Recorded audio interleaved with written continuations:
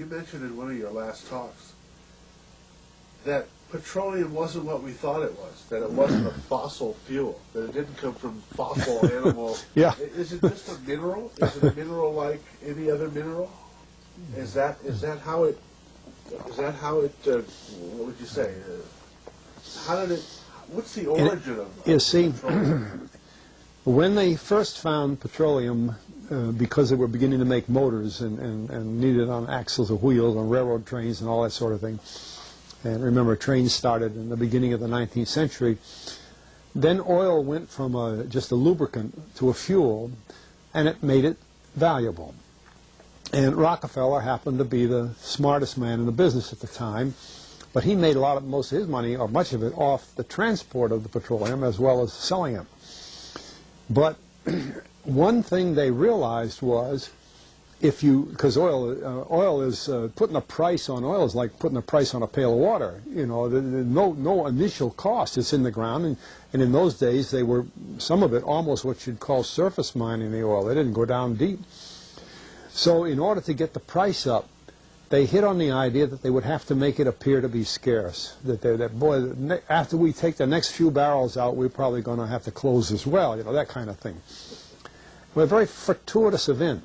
In 1892, there was a convention in Geneva of scientists to determine what organic substances are.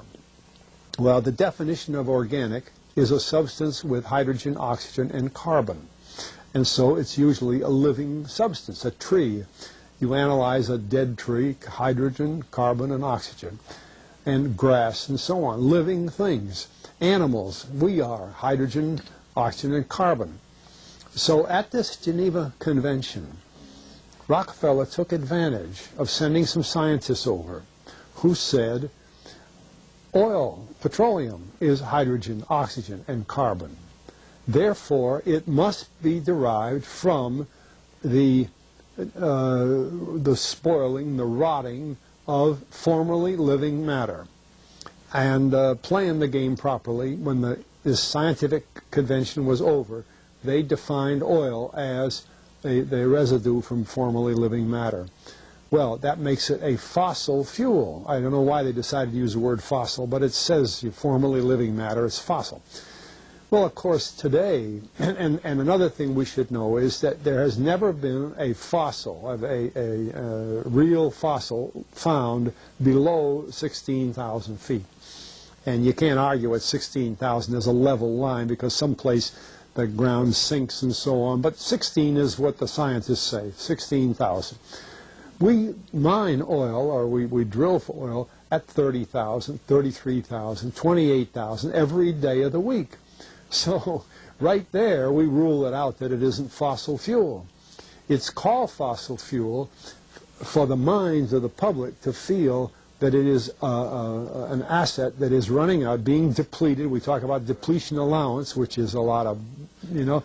And actually, if you know the world's oil supply, you know that it is not going to run out for an awfully long time. It is the second most prevalent liquid on Earth. And we haven't begun to...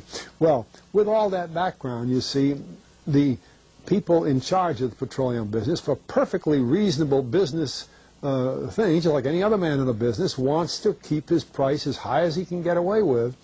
And the way to do is just say, well, there's no more. The last barrel is going to cost $1,000, and then it's all done. And they preach that stuff.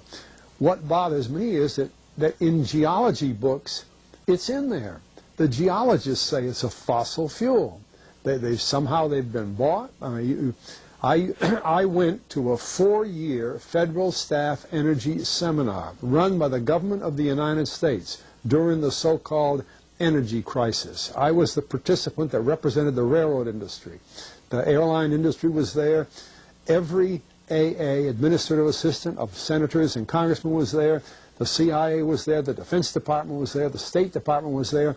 Sometimes sitting right in front of me in the row would be Henry Kissinger with his friend, the head of Department of Defense, That's too bad. I can't put the names with them. But anyway, people like that, top men in the government, sitting there listening to the Federal Staff Energy Seminar.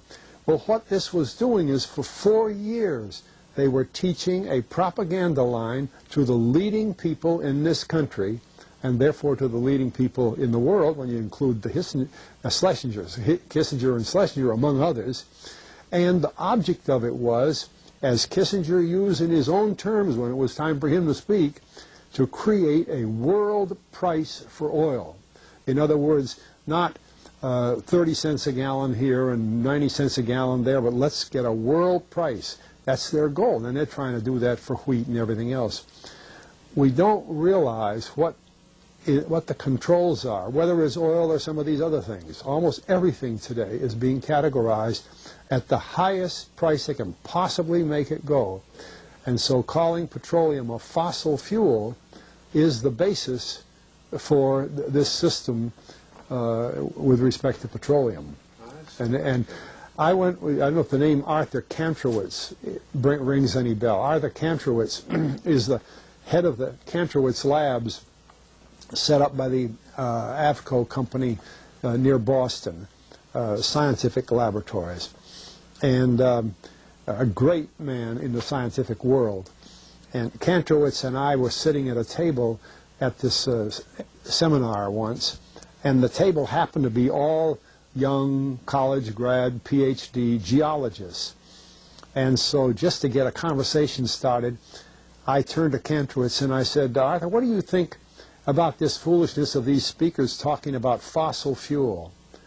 And it was kind of put up. He started laughing. He said, you know, that gets me. He says, I don't have a geology degree, but he had 1,000 other degrees. And he said, I don't understand. He said, you'd think that these heads, these other fellows at the table, we did it on purpose, start listening, you know. And he asked, he said, are you gentlemen? He says, you're here at the meeting. Are you gentlemen by any chance geologists? And one fellow, yes, I am. And the other, yeah.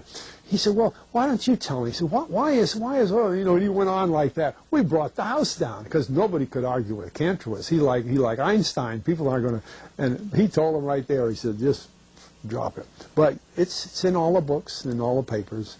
But it started from that strange meeting in 1892, a scientific convention.